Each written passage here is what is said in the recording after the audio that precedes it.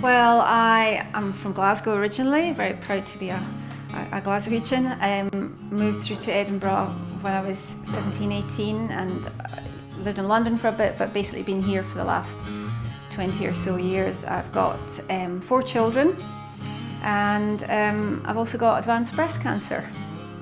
It was Christmas 2013, a long time ago, when I had a cough that just wouldn't go away. I went to the GP lots of times. They said it gave me antibiotics, it didn't clear up. I thought maybe it was adult onset asthma or just a really nasty chest infection. Eventually saw a new GP who said that doesn't sound right, sent me for a chest x-ray, and that showed up what they called lesions, tumours on my lungs. And I started to get alarmed at that point. I thought, what does that mean? I was sent for an urgent CT scan and they discovered that I had, and then to the breast cancer clinic for tests, and they discovered that it was breast cancer that had spread into my lungs and my liver and my bones at that point. And I hadn't had a primary breast cancer or a primary diagnosis. I didn't even know what a secondary breast cancer was. So the impact was immediate. I remember sitting down to tell the children, the boys, 3 older boys. Evie was too young at that point. She was only about 4, 5, and one of my boys, Alex, I'd been saying to him before I got the diagnosis that I thought it was probably asthma or something like that. And he turned and he said to me, "Oh, Mummy, is it asthma? Is that what's wrong with you?" And his little leg was, when you're nervous, your leg goes like that and it shakes and shakes. And he was really nervous. And he was about 11 or 12 at the time. And I had to say to him, "I'm really sorry, it's cancer." And then I had to immediately put my brave face on and say, "Don't worry, they've got a treatment plan for me, and I'll be fine." Even though I knew it wouldn't be fine.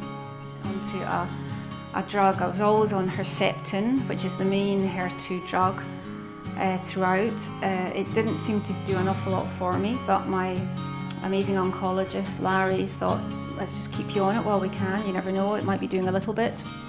I went on a drug called capecitabine, which didn't work for me, and then Kadcyla was my last and only option remaining, and it wasn't available in England, in Scotland, but was available in England. I remember he asked, "Could you move to Newcastle?" And I was like, "No, that's not possible." So we ended up funding 3 cycles of Kadcyla, and the shock and horror when after 3 cycles I realised the scan showed it hadn't worked. So we'd spent all that money and it hadn't worked. And at that point, Larry told my husband that I had to get my affairs in order. We were at the end of the line for treatment. So we went away to New York with the kids on what I thought was going to be a last family holiday. And we came back and he said, "Okay, Lesley, I've got a line of more chemo I can give you, or there's one place left on a clinical trial in Glasgow at the Beatson." And so I jumped at the chance of the Glasgow trial because it's just down the road. And I could tell that within a couple of weeks of being on this trial, that I felt completely different and I wasn't coughing anymore. And I could easily go up the stairs. And then when I saw the first set of scans, they were like night and day in terms of improvement in my lungs. And I'd had just a really strong response to the trial. And this is now, in November, it'll be 7 years, and I'm still on the same drugs, which is amazing. I have, though, in the last 3 years on the trial, I have had some cancer progression in my lungs, and I'm now on what's called compassionate use access. So the drug company are allowing me to stay on these pills because even though I've had a little bit of cancer growth, it's minimal.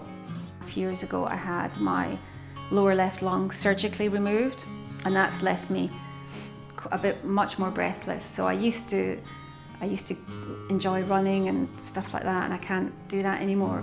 So I do a lot of walking instead. You just have to, it's like whack-a-mole, one pops up and you deal with it, and then another one you deal with it. And I just hope I can stay on this for as long as possible, because I can manage this drug really well. Because it's in my lungs, they think I've got lung cancer. Even my dad, after all these years, how's your lung cancer doing, Lesley? I'm like, oh, it's not lung cancer, Dad. It's breast cancer that has spread to my lungs, which is maybe it's not an important difference. It's important in terms of the treatments you're given, but no, people have no idea. And I think they think that breast cancer is the good one to get, and that it's sorted, and that it's a chronic disease, and it's absolutely not. I think at the end of the day, for me anyway, and I think many other patients, it's about more options, more lines of treatment, but kinder lines of treatment, less chemo and more targeted treatments that just go for your own particular cancer, so that we can live longer, and it can possibly one day become a chronic disease. So that's what I would like.